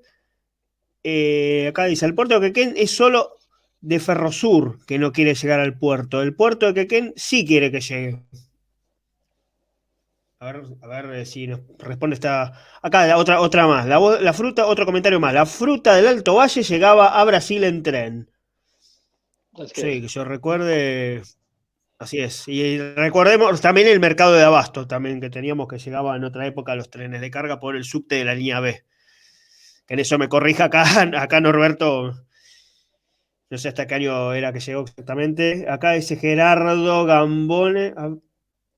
Acá dice José Pacheco Grande, el profe Rosendo. Gerardo Gambone, muy clara y preocupante la exposición del ingeniero Rosendo. A ver, otros más. La voz del Riel Zapala hace 5 años que no llega por decisión de Ferrosur. Yo recuerdo el tren Soliario hace unos años que llegó lo último. La voz del Riel dice: acá se pueden producir durmientes y los vagones, pero no es decisión del Estado. Sí, tal cual. Pero tiene que ser decisión del Estado, exactamente. A ver, otros más. Dice Claudio García. ¿Cómo propone la explotación ferroviaria desde los territorios?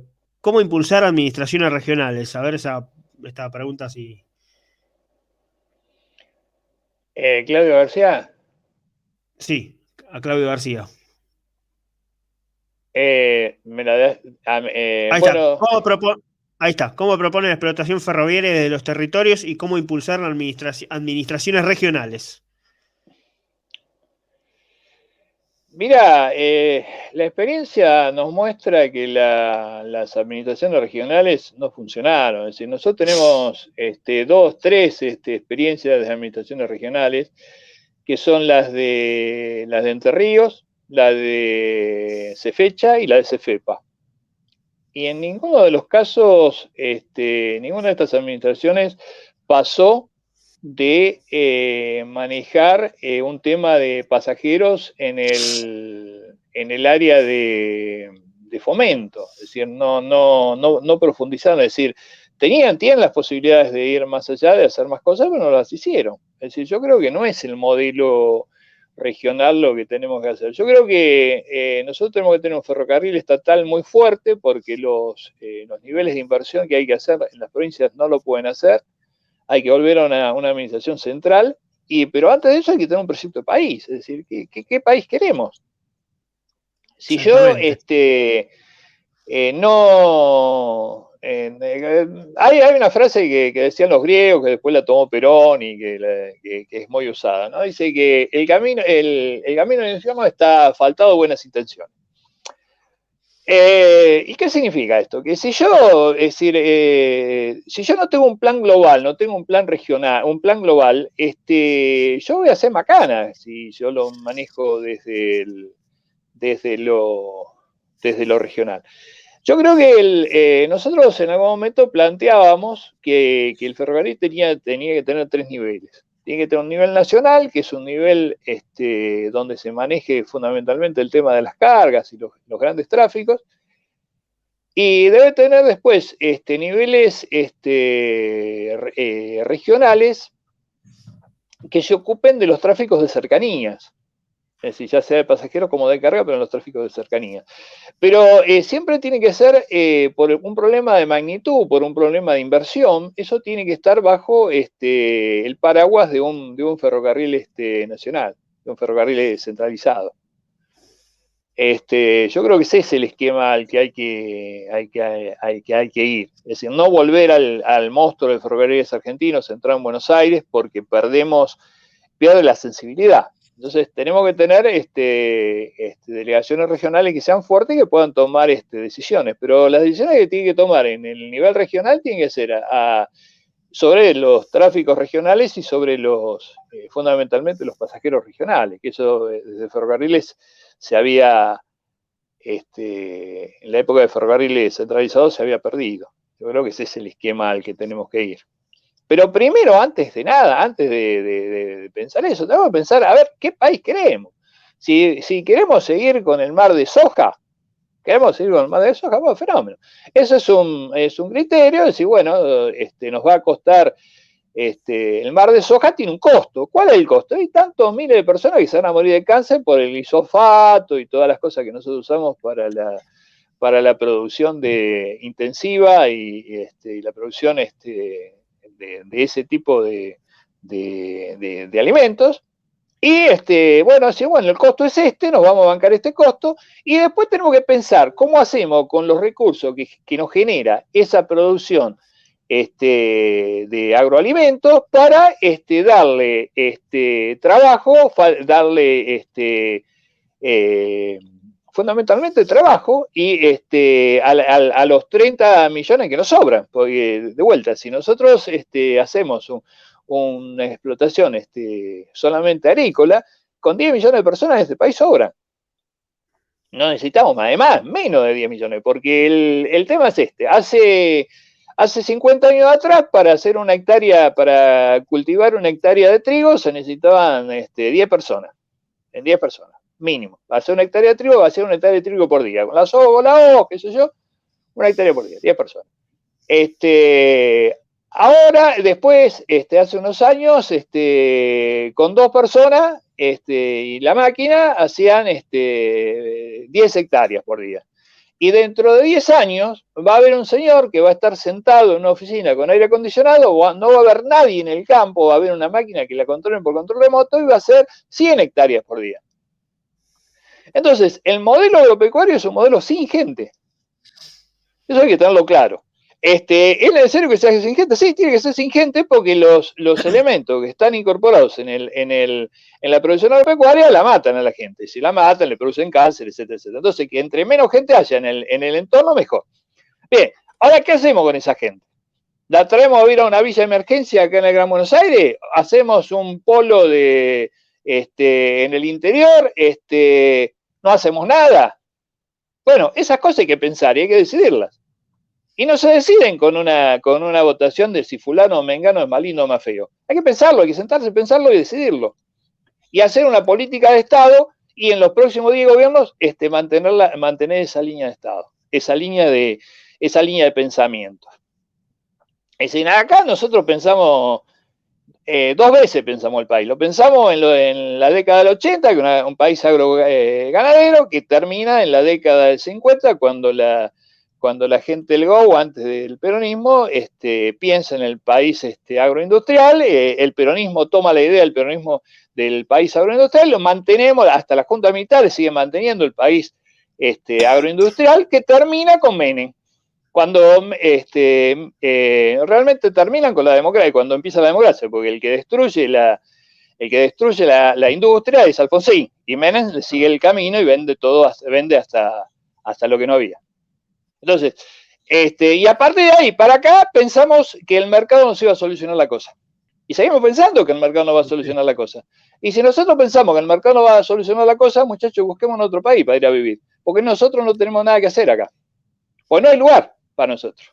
Entonces, hay que pensar un país que nos dé sustentabilidad. ¿Qué significa darnos sustentabilidad? Bueno, pensar en qué vamos a hacer con los 30 millones de gente que vamos a amontonar en las grandes urbes, llámese el conurbano, llámese el Gran Rosario, llámese el Gran Mar del Plata, llámese el Gran Córdoba, y qué hacemos con esa gente y qué vamos a hacer, qué vamos a trabajar, qué vamos a hacer con eso. Hay que pensarlo.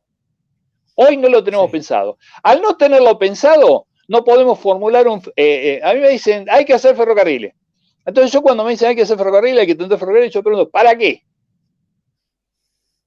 Porque si yo no sé para qué, no puedo tener ferrocarriles. Hoy lo que estamos haciendo, todo el tendido de redes que estamos haciendo, es para el proyecto agroexportador. Sirve a ese proyecto agroexportador que concentra toda nuestra riqueza en la zona del litoral. Y un poquito en Bahía Blanca. Y se terminó, no tenemos otra cosa. Ahora, si nosotros no pensamos un país, estamos sonados, porque no tenemos, es decir, decía, también hay otro dicho que dice que para el que no sabe a dónde va, no hay vientos favorables. Ese es uno de los problemas que tenemos nosotros. Entonces tenemos que sentarnos y pensar un país. Y a partir de ese pensamiento nacional, a partir de los enormes recursos que tenemos. Entonces, este es un país muy rico, este es un país que tiene recursos, tiene recursos humanos, tiene recursos técnicos, tiene cultura técnica. Por ejemplo, uno se va a África y para encontrar un tornero que tenga un tornillo, tenés que caminar, cruzarte en media África. Bueno, hay.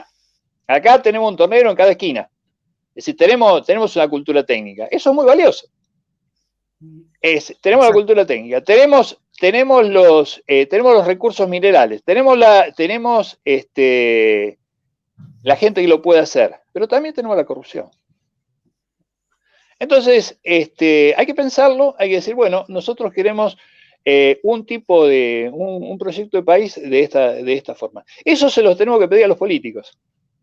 A nuestro político le tenemos que decir, muchacho, decime qué país vos querés hacer. Y encaminarnos atrás de eso. Ese es el desafío que tenemos de acá para adelante. Bueno, no sé qué... Vamos a leer algunas preguntas acá. Hay una pregunta para Orellano. Digo, ¿se puede lograr algo enfrentando a grupos tan poderosos? No se te escucha, Luciano.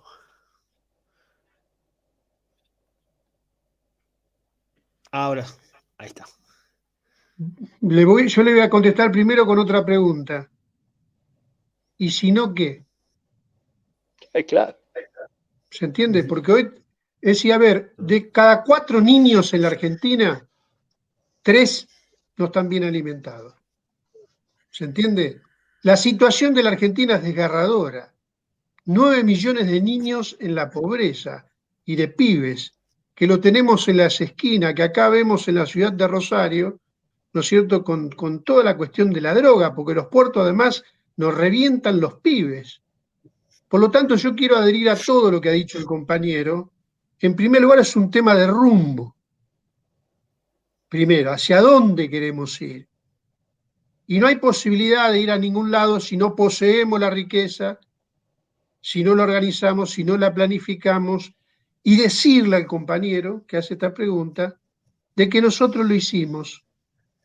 Porque nosotros, por ejemplo, nuestra Rosario era, o nuestra Argentina, pero Rosario, Santa Fe era ferro, portuaria, industrial, científica, todo lo que estaba vinculado a la agricultura.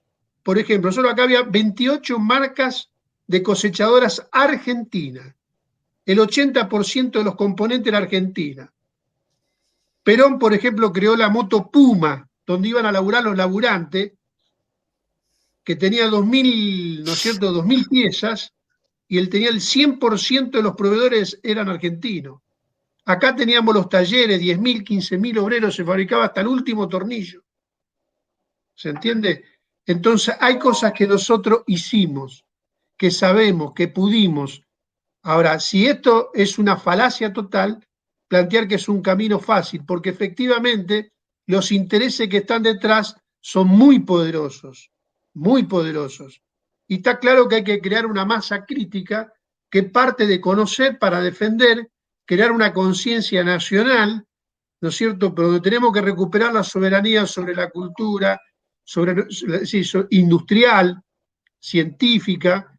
Tenemos las universidades que en su mayoría, ¿no es cierto?, las universidades públicas, lo mejor de nuestros pensadores, científicos, investigadores, profesores, pibes que elaboran, ¿no es cierto?, las tesis, esos conocimientos se lo apropian empresas extranjeras.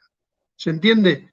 Entonces, yo creo que claro que estamos en algunas áreas con la integración de la Argentina al mercado mundial es de carácter unilateral y en forma súper especializada.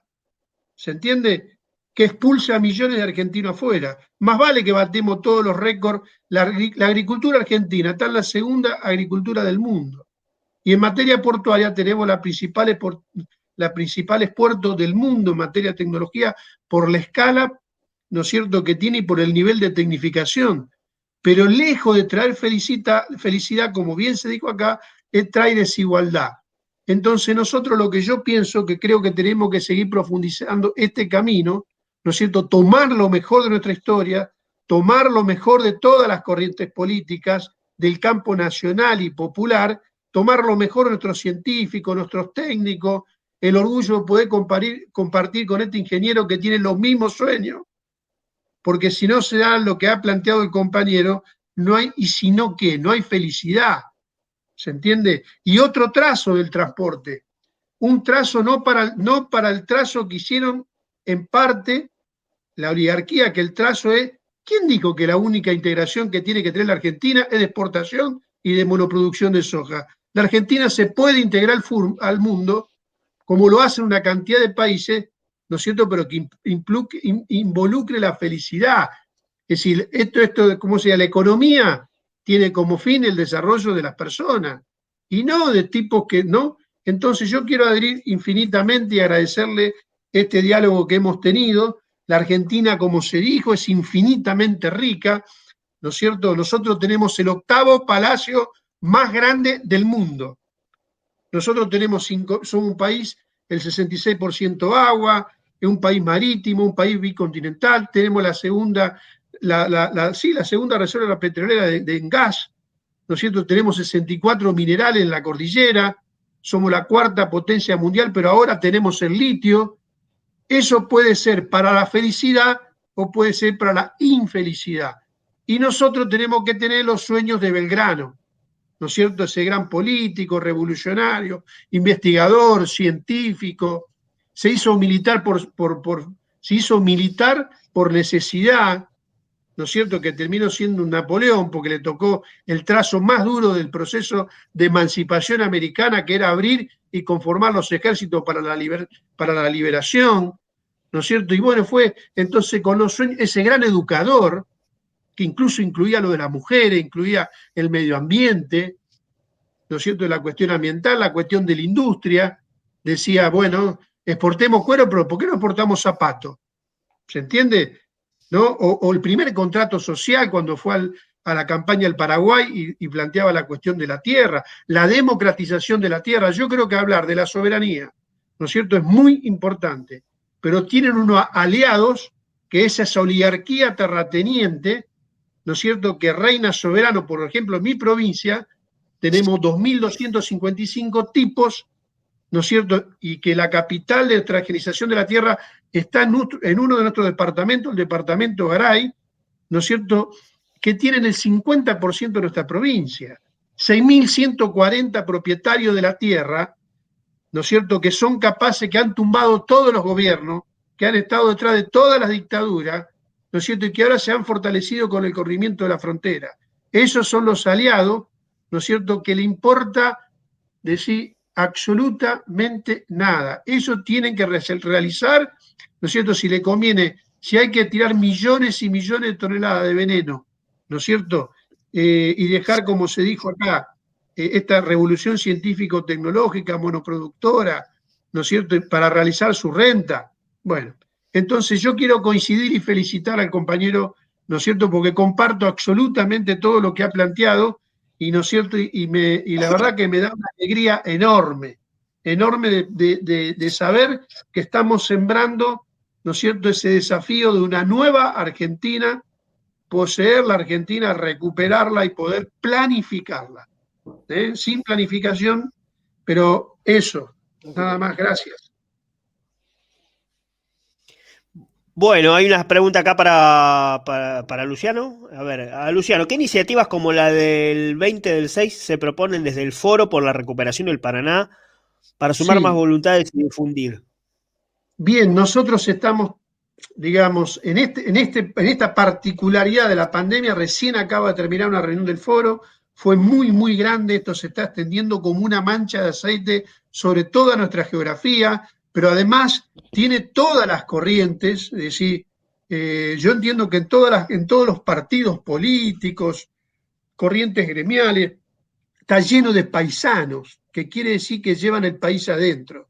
Y eso están tomando una bandera. Nosotros en concreto estamos difusión de la propuesta de cómo recuperar, tenemos afiches, estamos haciendo esta extensión de la bandera con la consigna plantar bandera, recuperemos el Paraná, que se van a extender sobre lo que mencionaba anteriormente, ¿no es cierto?, el puente, ¿no es cierto?, en la ciudad de Santa Fe, el puente Rosario Victoria, el Campo de la Gloria, donde batalló nuestro general San Martín contra el saqueo, en Punta Quebracho, donde ganamos y le derrotamos la flota anglo, ¿no es cierto?, anglo-francesa, ¿no es cierto?, lo mismo en la ciudad de Villa Constitución. Sé que se están pensando cosas en Zárate, que se están pensando, digamos, cosas también, digamos, en la vuelta de Obligado. Y bueno, y aquí nuestro querido Monumento Nacional a la Bandera con un homenaje a Belgrano. Nosotros no queremos la banderita, ¿eh? Queremos la industria naval, queremos fabricar las dragas, ¿se entiende? Queremos pagar los que nos roban todos los años. Así que estamos en estas condiciones vamos a publicar el día 20 estas actividades que la vamos a ir buscando la forma de cómo la vamos a ir desarrollando sobre toda nuestra geografía. Bueno, bueno, ahora vamos a pasar el video y bueno, agradecer a todos ustedes por haber estado, muchas gracias. Felicitaciones al compañero, a todos chicos. Felicitaciones. Excelente. Es un gusto grande, la verdad. Un placer enorme acá tener como yo digo, dos potencias. El ingeniero Norberto Rosendo y Luciano Orellano. Yo le quisiera contestar una cosa, perdón. ¿Cómo no lo vamos a poder hacer con lo que acá tenemos un ingeniero? ¿Se imaginan la potencialidad que tiene este país? ¿Cuántos paisanos científicos, técnicos, estudiantes, ¿no es cierto? Si eso va unido a un proyecto colectivo donde traiga felicidad. Sí, tal cual. Bueno, acá no tenemos la posibilidad, lo tenemos acá al lado. Totalmente. Exactamente. Es como tiene que ser pensar en un país en grande, como yo digo, los modelos neoliberales han traído, liberales como miércoles se llame, han traído, y esta idea del mercado, que lo único que saben hablar, es traer un país chiquitito, para pocos. Eso siempre, grábense esto en la cabeza. Acá estamos pensando en el país en grande, distribuido de manera justa, equitativa y federal. Yo más que en grande pienso en un país para todos, es decir, un país que nos incluya a todos, porque es un poco lo que hablábamos ayer a la tarde cuando estábamos preparando la charla, ¿no? Es decir, yo vivo en el conurbano profundo de alguna manera.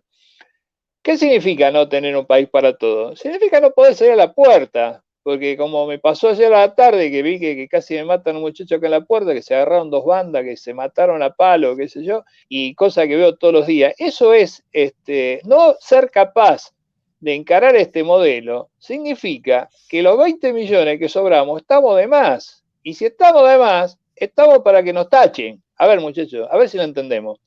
Acá lo único que podemos perder es la cabeza. Y si no nos ponemos a laburar y no nos ponemos a trabajar en este proyecto, ya la tenemos perdida.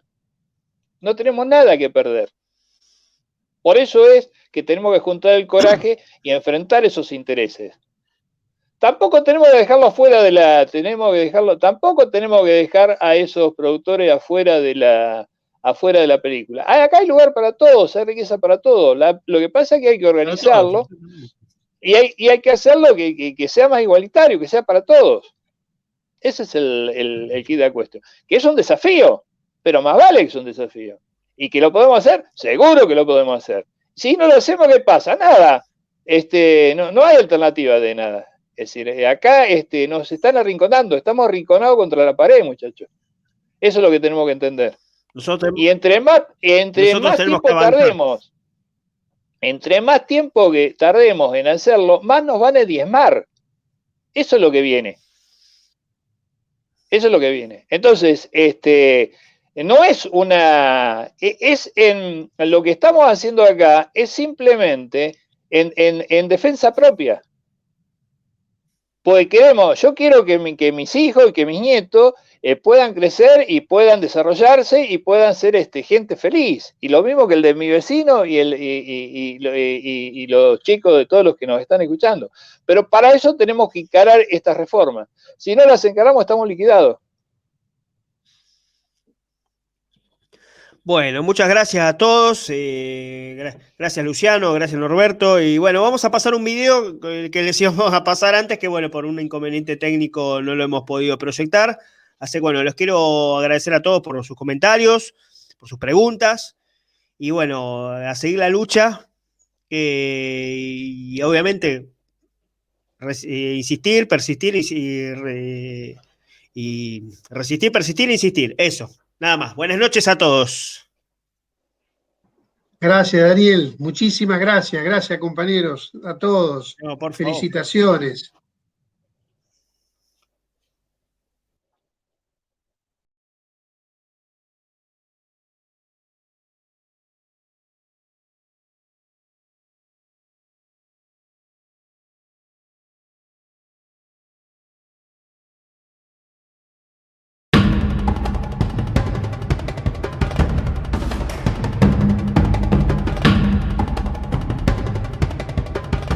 Un 27 de febrero de 1812, a orillas del río Paraná, Belgrano izaba por primera vez la bandera celeste y blanca, la que a partir de entonces sería símbolo de la lucha por la independencia y la soberanía nacional.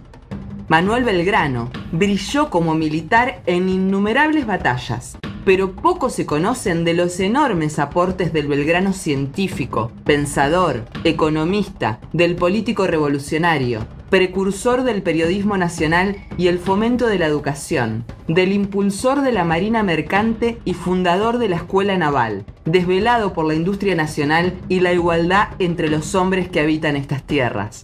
Su legado ha sido guía para esta investigación. Sus ideas llegan hasta nuestros días con inmensa actualidad y con la fuerza de las tareas inconclusas.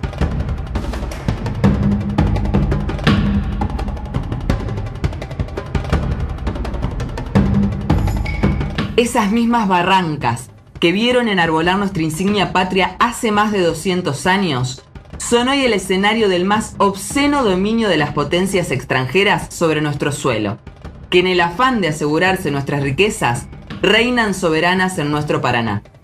No es una burla del destino, es el proyecto que los grandes terratenientes, los verdaderos dueños de la tierra en Argentina, en alianza con las potencias imperialistas, lograron imponer en nuestro país, y que desde la dictadura hasta nuestros días se siguió profundizando.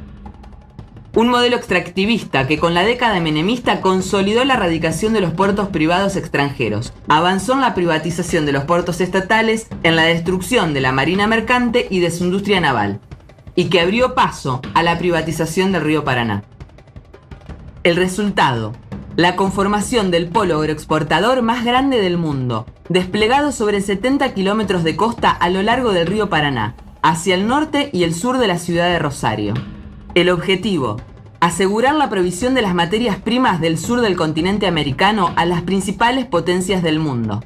Para ello, ejercen un dominio integral de todos los eslabones de la cadena productiva y la logística que permite la salida de dicha producción al resto del mundo. Son verdaderos monstruos invisibles, que implementan un sistemático saqueo de nuestros recursos bajo el casi total desconocimiento por parte de las grandes mayorías. Entendemos que hay que ponerle nombre y apellido al despojo, como paso indispensable para orientar nuestras acciones. Este trabajo apunta ni más ni a menos que a eso: a dar vuelta a la historia, una historia inconclusa que no para de volver.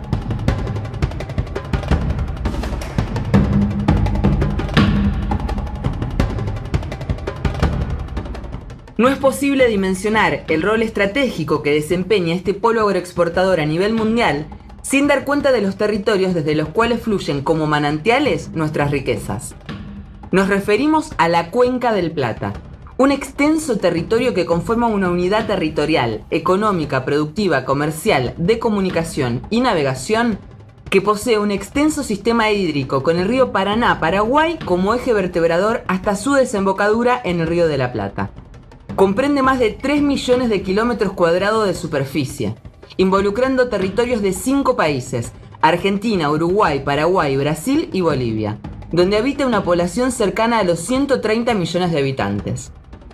Más de 100 millones de toneladas de granos y sus subproductos, aceite, mineral de hierro y combustibles son transportados por el río Paraná, que se ha transformado en una verdadera autopista fluvial, modelada en función de poderosos intereses económicos, que son los que hoy juegan un papel decisivo para su diseño y su dragado. Para satisfacer la demanda mundial de materias primas, se han deforestado 70 millones de hectáreas, generando un daño ambiental incalculable. se ha duplicado las superficies sembradas en menos de 20 años, arrasando todo a su paso y utilizando nocivos agroquímicos para aumentar la rentabilidad de los cultivos. Un modelo de agricultura intensiva y en gran escala se abrió paso, expulsando de sus tierras a miles de pequeños productores, concentrando y extranjerizando la tierra. De esta forma, Argentina se ha transformado en una interminable alfombra verde, que produce alimentos para 400 millones de personas, con cosechas que año a año baten récord, con 2 millones de camiones que arriban todos los años transportando las cargas a los puertos, haciendo interminables colas en sus accesos, colapsando el sistema vial, junto a los más de 200.000 vagones de carga y cientos de convoys de barcaza que arriban desde el Paraguay, y más de 4.500 buques oceánicos tipo Panamax, de los cuales más de la mitad arriban a los puertos del Gran Rosario. Argentina es un país marítimo, con el 63% de su territorio en el agua, que sin embargo no posee marina mercante. El 98% de los buques que navegan por sus aguas son de bandera extranjera, lo que genera un déficit comercial de 7.000 millones de dólares por año en concepto de fletes. Recuperar la marina mercante implicaría no solo un acto de soberanía efectiva sobre nuestros ríos y mares, sino la posibilidad de parar esta sangría de dólares y reactivar la industria naval, generando miles y miles de puestos de trabajo calificado tan necesarios en una Argentina sin empleo. Todo este enorme despliegue logístico, acorde con las enormes riquezas que se transportan, dan cuenta de una Argentina inmensamente rica, que nunca produjo tantos granos, tanta leche y tanta carne en su historia. Sin embargo, como nunca antes, la pobreza ha alcanzado cifras récord. Cerca del 63% de los niños en Argentina y más del 40% de la población están por debajo de la línea de pobreza. Una pobreza récord, con miles de argentinos obligados a buscar un plato de comida en medio de una pandemia que lo agrava todo.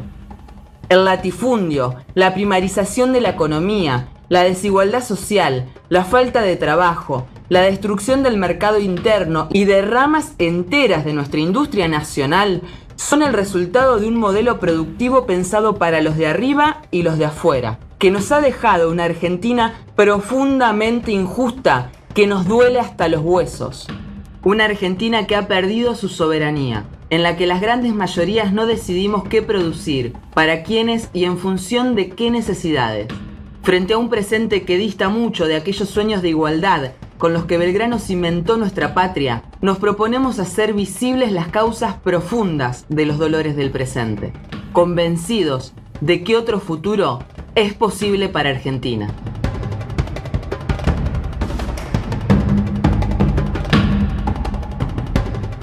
Un fenómeno único a nivel mundial sucede a la vera del Paraná. En tan solo 70 kilómetros, desde la localidad de Timbúes hasta la ciudad de Arroyo Seco, se encuentran 21 terminales portuarias dedicadas al procesamiento y comercialización de granos, de las cuales 18 se encuentran en manos extranjeras.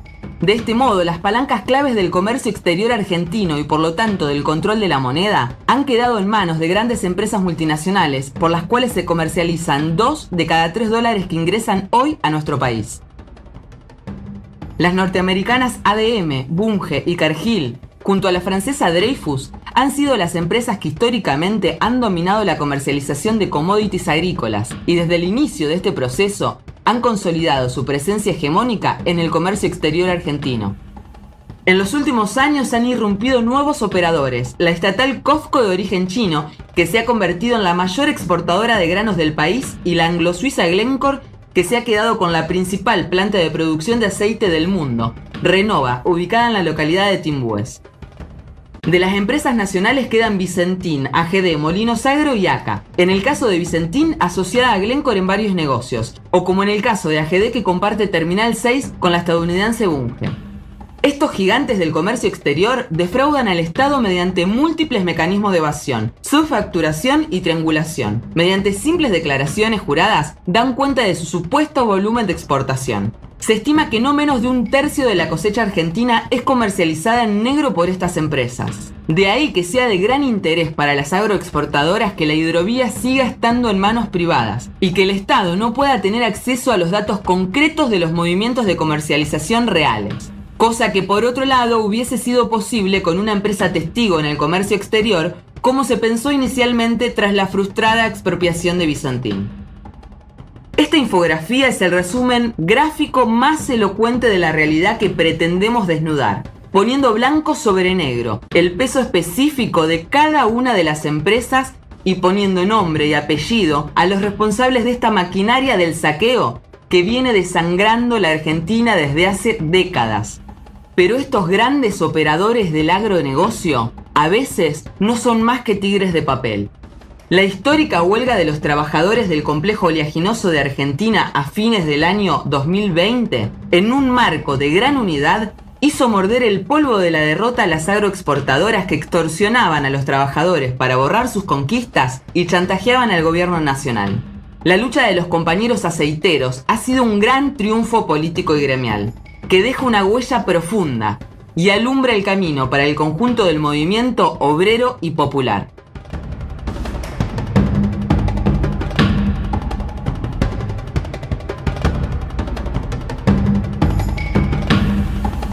Lo que las clases dominantes han llamado hidrovía es una de las vías navegables naturales de mayor longitud del mundo, 3.442 kilómetros, desde Puerto Cáceres en Brasil hasta su desembocadura en el Río de la Plata.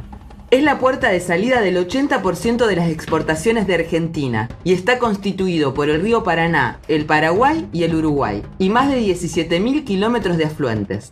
Constituye una de las reservas de agua dulce más importantes del planeta y da cabida a una diversidad de ecosistemas que es necesario proteger y defender frente a los que solo priorizan los agronegocios. Desde hace 25 años, su dragado está en manos de una empresa belga, Jan de Null, asociada a una empresa argentina con denuncias por corrupción. En lo que lleva de la concesión, ha triplicado en dólares el valor de la tarifa que cobra. Este año vence la concesión y se ha iniciado un gran debate en torno a su futuro y una aguda puja entre las potencias imperialistas por su control. En un mundo en el que avanzan los factores de guerra y se agudiza la disputa geopolítica en todo el planeta. En agosto del año pasado, el gobierno nacional firmaba el Acuerdo Federal por la Hidrovía y generaba grandes expectativas en quienes entendemos que hay que recuperar la soberanía sobre nuestros ríos, hoy en manos de las multinacionales y el dominio extranjero.